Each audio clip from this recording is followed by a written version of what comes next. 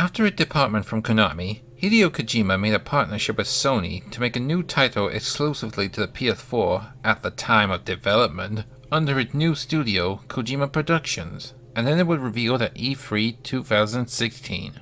However, after gameplay was shown for the first time in 2018, Kojima didn't quite make it clear on what kind of game it is, which got a lot of gamers scratching their heads, figuring out what kind of game he's working on. Now that the game is out of the test tube, it's time to decipher everything I can in Kojima's next game.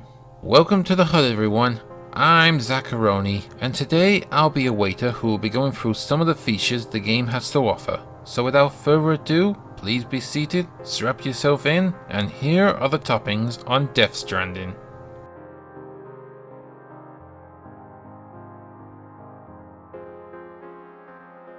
Death Stranding is not only the name of the title, but it's also a catastrophe that had happened in the distant future. I hope it just won't happen here right now. After strange explosions that had happened all over the planet, humanity is now on the brink of extinction, with rain that can accelerate the age of any person or object it touches, and mysterious creatures known as BTs that can hear the breath of any organic life forms and drag them to their death. You are Sam Porter Bridges, or just Sam on its own, a delivery man who sends supplies to any survivors of the United States of America, while only looking out for himself.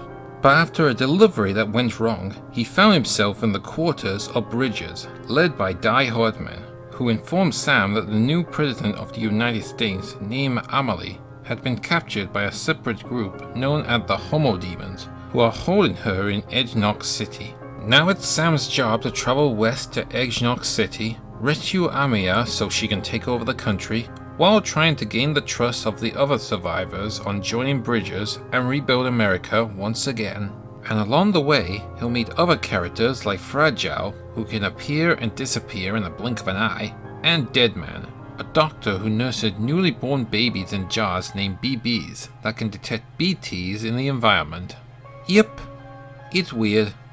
And that last bit almost sounds limerick for some reason. And no, you can't eat them, so don't bother you Ricks.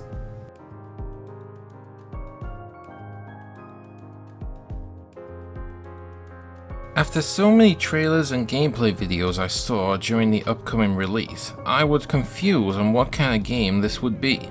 But now that I started playing it, here's what I found out and how it works. Death Stranding is not only an action-adventure game set in a post-apocalyptic wasteland, but it's also a delivery simulator where you need to take one item or more from one spot to another. You take orders at facilities titled Orders for Sam, but the ones you take to progress through the story is highlighted with an orange line. However, the order is a bust if the cargo you are assigned with is destroyed and you have to start again at the last save point. And then later on, you can accept standard orders that you can complete for extra rewards. You can take as many orders as you like, and on your travels, you can find random cargo that had been left in the environment for bonuses if delivered to the right location. And at the end of each delivery, you are presented with a letter grade for getting to the goal in the quickest way, and for keeping the cargo in good condition. The game's story does present itself in episodes, but later on you get Fragile's umbrella that allows you to fast travel to previous facilities that you have reached on your journey. But everything that you have currently will be placed in the facility's private locker that you have fast traveled from. Also worth pointing out that episode 2 will take you 7 hours to get through, which might turn players off depending on what you are doing. Plus, if you have the system online, then you can interact with other players by leaving symbols of encouragement or warning, like other players as well, and you can become popular by finding lost cargo to the right location. And the best part? You don't need a PlayStation Plus account.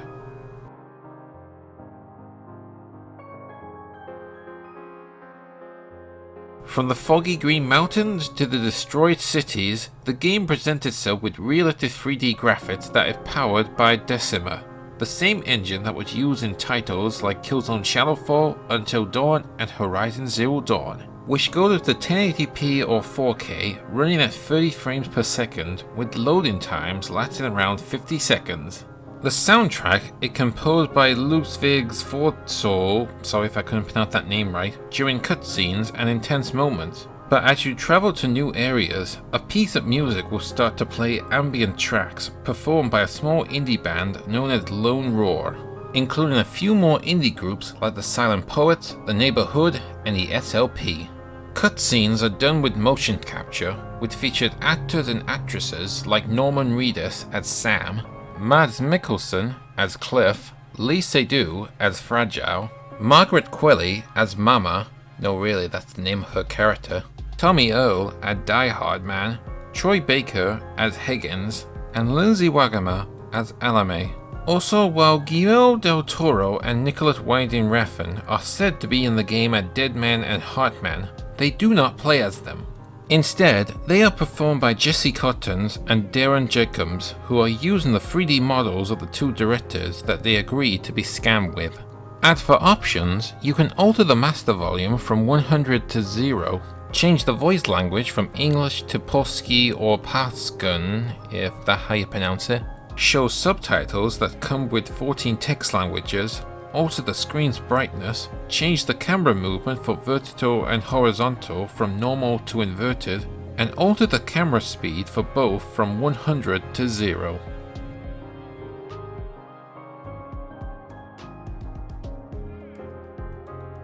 Now there's a lot to talk about in this section, so strap yourself in because this might get a bit hectic. So Sam can jump, attack with its fist, crouch to avoid enemies hearing you, and can sprint that will deplete the stamina gauge next to him, but it can be refilled when standing still or resting on the ground, but it refills quicker at a private room when he is sleeping. While exploring, you can activate the scanner by pressing R1 that highlights 3 colors of terrain. Blue will be smooth to walk on, yellow will be rough where there might be a slight chance you'll fall over if you don't take it steady, and red ones are on rocks that are hard to climb on, and if you fall over, you'll not only do more damage to Sam, but also the cargo as well. That goes for water as well. For the deeper it is, the chances for Sam to be washed away from the current, resulting in some of the cargo falling out. Then there's compass mode by pressing L1, which will change the position to first person, and you can mark your highlighted objective that is presented in a straight line. You can also use tools on your travel, like a ladder to reach high places, a climbable anchor to place at the top to climb down at the bottom, and special spray that can be used to restore cargo that had turned into rust when exposed to the timefall. Plus, you can create structures with PCCs, like a watchtower to get a high view, and a post box, which is used for placing cargo for other players to pick up and deliver for you. Oh, but don't worry, Sam can use weapons for self-defense, ranging from grenades, guns, and non-lethal guns like the bowler gun that will fire binding wire that will leave enemies temporarily stunned.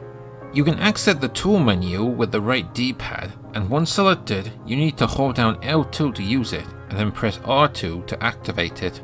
As you progress through the game, you unlock new tools and weapons that you'll be able to buy at the shops with the material and crystals you find in the environment, and you can recycle used items for material as well. However, everything that Sam takes with him, whether it's cargo, weapons, or tools, is displayed behind him. Each come with a weight and size that will slow Sam's movement down, and if you stack other cargo on top of it, you need to hold down the triggers while traveling on foot to keep its balance, or else he'll fall over and damage the cargoes. Luckily, you can place some of the cargoes on its arms and legs if they're getting too much on its back, and you can carry some in your left and right hands with the triggers, but the only downside is that they will easily be damaged when falling over. Also, you need to keep an eye on the weight limit for how much you can take on your travels, and you earn more room as you progress through the game. But while you are carrying your cargo, you have to get past some of the most dangerous threats like the mules, which will hunt down any cargo they see on sight and keep for themselves. And somewhere on the line, your scanner will go crazy, and this indicates that there are BTs nearby. BTs cannot be harmed with weapons, so your only best bet is to crouch with circle and hold Sam's breath by holding down R1. Otherwise, they'll try to grab you and drag you across the environment. Also, you need to keep an eye on your BB's meter that will deplete when in danger, which is displayed on the bottom left corner. And to refill it, you have to hold him and slowly shake the DualShocker up and down in order to soothe it. Otherwise, you won't be able to see those BTs in the environment.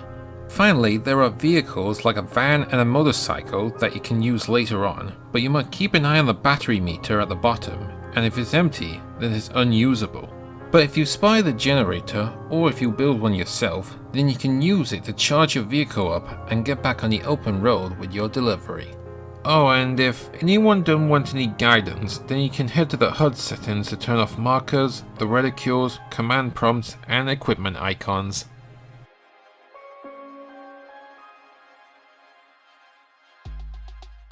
Death Stranding will cost you £49.99 at retail that requires 55GB of storage, while at digital it will cost you £54.99 that requires 46GB of storage that comes with 63 trophies that contain a platinum as well. But if you want more content straight away, then you can download the Digital Deluxe Edition for £64.99 titled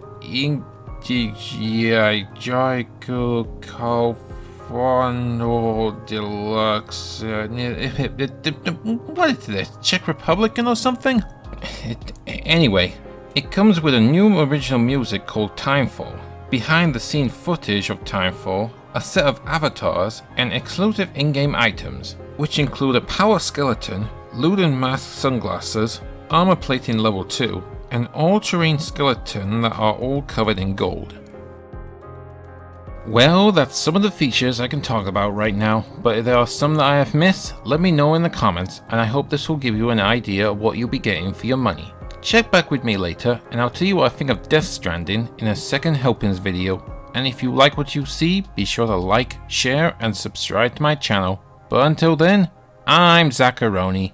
Enjoy your pizza, and I'll see you next time.